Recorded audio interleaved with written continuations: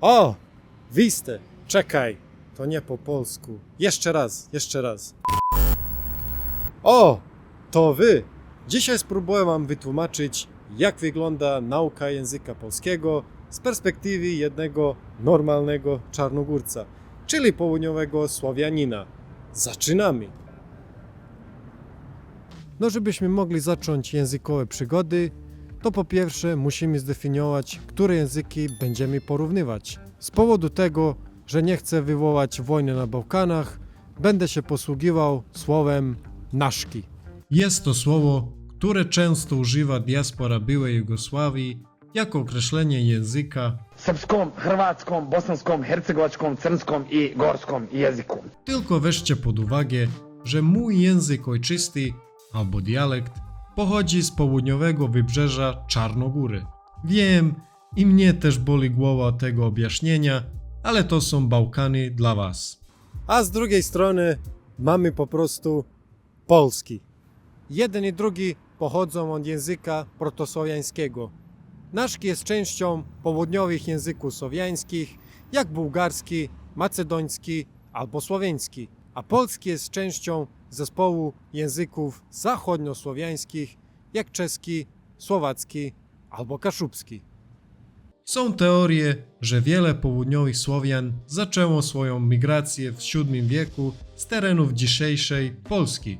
Chorwaci z terenów Małopolski, tak zwanej Białej Chorwacji, a część Serbów rzekomo z terenów województwa lubuskiego. Nic dziwnego, że w obu językach istnieją te same nazwy miast albo miejsc, jak na przykład Rumija, Kosowo i Sopot.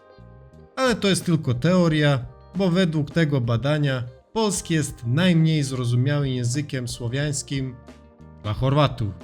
No dobra, myślę, że wyniki byłyby podobne i dla nas czarnogórców. A skąd wzięło się moje zainteresowanie nauką języka polskiego?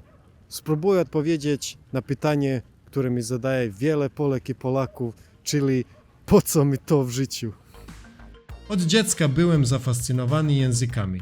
Nauczyłem się niemieckiego oglądając kreskówki, a później uczyłem Azjatów angielskiego, a teraz uczę Polaków serbskiego.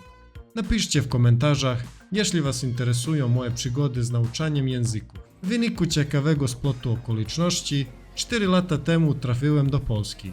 Jak tu przyjechałem, to rozumiałem może 30% pisanego polskiego, a ze słuchu bardzo mało, może 15%. Jak już los mnie tu sprowadził, to byłoby niegrzecznie nie potrafić porozumieć się z lokalnymi mieszkańcami. Lubię wyzwania, a polski zdecydowanie był wyzwaniem. Muszę przyznać, że język polski nie jest aż tak trudny dla przeciętnego Bałkańczyka, żeby nauczyć się na podstawowym poziomie. Ale jeśli ktoś chce nauczyć się zaawansowanego polskiego, to nawet dla nas jest mega trudno. Znam osoby z Bałkanów, którzy używają jakąś mieszankę polsko-naszką i dobrze sobie radzą w Polsce. Zresztą sam mam takie doświadczenie. W 8 miesiącu mojej przygody z językiem polskim poznałem Polkę. Rozmawiałem z nią tylko po polsku, z czarnogórskimi smaczkami. Na pierwszej randce udało mi się jej odpowiedzieć o sytuacji politycznej w Czarnogórze. W nauce polskiego bardzo pomógł mi kanał Easy Polish i youtuberzy, którzy publikują filmiki z napisami polskimi, jak na przykład Polimati. Pomogło mi również słuchanie muzyki zespołu Jugopolis, którzy mają covery jugosłowiańskich zespołu jak Bajaga Instruktori, Parni Valjak czy Idoli. To wszystko było super, ale nigdy nie nauczyłbym się polskiego bez codziennej praktyki. W bliskiej przyszłości mam plan zdać egzamin na certyfikat z języka polskiego, żeby mógł tu zostać na stałe. Często obcokrajowcy uważają, że język polski brzmi jak zepsuty telewizor.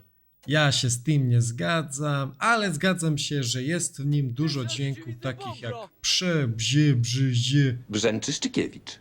Jednak moim zdaniem, ale i zdaniem moich znajomych z Bałkanów, polski brzmi miękko, a na pewno bardziej miękko niż naszki. Na dodatek Polacy używają dużo zdrobnień, więc język staje się bardziej uroczy. Polak może powiedzieć, że twój sweter jest mięciutki, skomentować, że w twoim domu jest czyściutko, albo poprosić o herbatkę na uroczy. Ponadto mężczyźni mają tendencję do falsetto. No tak paradoksalnie tak wychodzisz za długo. Ale z drugiej strony wiadomo, jak wszyscy Polacy mówią. Na to, że jest idiotą, że mam go w dupie i chętnie bym go pobił. Na szczęście wiele charakterystyk języka polskiego ułatwia naukę. Gramatyka jest dość podobna do naszego, tyle samo jest przypadków i oprócz niektórych bezsensownych, patrzę na ciebie bierniku, nie jest ich trudno się nauczyć.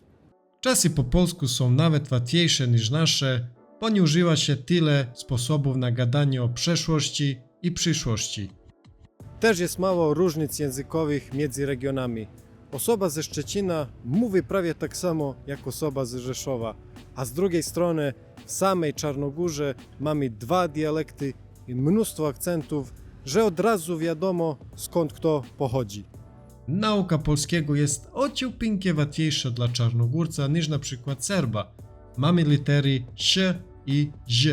Używamy też podwójne jotowanie, czyli rodzaj zmiękczania, gdzie słowa przypominają polskie, jak dziewojka, dzied albo siedim.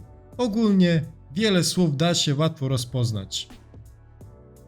Ale są też takie, które są podobne, ale trzeba trochę pomyśleć. W języku polskim występuje większość dźwięków, które są w naszkim, ale niestety nie wszystkie można napisać jedną literą. Nie jest tak doskonały jak czad naszki, bo u nas jeden dźwięk to jedna litera.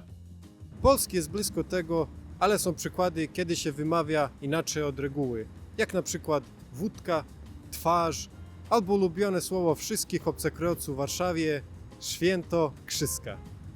Zwykle RZ czyta się jak ż, ale niegdy RZ jest po spółgłosce. Wtedy zmiękczamy to na sz, jak w słowie święto krzyska. Ale czasami pisze się naprawdę przez SZ, a nie RZ, jak słowo pszczoła.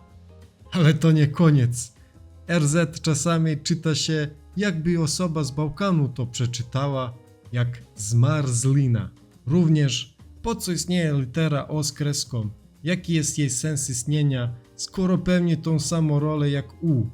Mój bałkański mózg nie słyszy różnicy pomiędzy y oraz i, zwłaszcza gdy jest na końcu słowa. Nie rozumiem, dlaczego się pisze statystyka, a nie statystyka, fizyka, a nie fizyka. Zwykle zgaduję. Czasami również nie potrafię wymówić słów z literami W i Ł, jak na przykład włókiennicza, wołowina, wywołać, właśnie, sygnalizowało, a to naprawdę dużo czasowników ma ten problem. Ciężko mi również było usłyszeć różnicy pomiędzy wyjście a wejście, wjazd, wyjazd, przeszłość, przyszłość. Szczególnie było trudno na początku rozpoznać liczby. Na przykład nie rozumiałem, czy kasjerka poprosiła mnie o zapłatę 35, czyli 35 zł. Niektóre słowa są nie do wymówienia, jak na przykład ulica Książęca i moje ulubione piwo Książęce. Protyp. Nie pij w miejscach publicznych. Będziesz ukarany. Ogólnie język polski ma dużo zasad, tylko że każda z tych zasad ma pełno wyjątków. W porównywaniu z polskim nasz język nie może się pochwalić aż tak dużą ich liczbą. I szczerze mówiąc, jedyny sposób jak z tym walczyć to praktyka, bo żadna książka cię tego nie nauczy. Po prostu trzeba się pogodzić ze swoim losem. Ale to nie wszystko. Ogromnym problemem było zjawisko fałszywych przyjaciół. Są to słowa, które pisze lub wymawia się tak samo, a znaczą coś zupełnie innego. Niektóre jak słowo, godzina, frajer, prawo, jutro, droga albo guz bardzo komplikują życie. Jest ich tyle, że zrobiliśmy PDF, którego możesz pobrać w opisie filmiku. Jeżeli jeszcze jakieś znacie, to napiszcie w komentarzu i dodamy. Jednym z tych słów, o którym nigdy nie zapomnę, jest kurczak albo kura. Mieszkałem niedaleko tego słynnego kurczaka z Rożna na Dolnej i jak chodziłem do pracy, to codziennie się podśmiewałem, bo jeśli trochę zmienicie końcówkę, to dojdziecie do bardzo popularnego wulgaryzmu na Bałkanach. Ostrożnie. Pomimo tego, że jestem Słowianinem, nauka języka polskiego będzie zawsze stanowić dla mnie wyzwanie.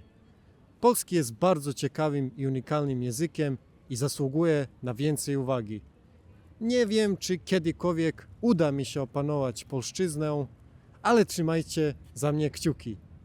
Pozdrawiam.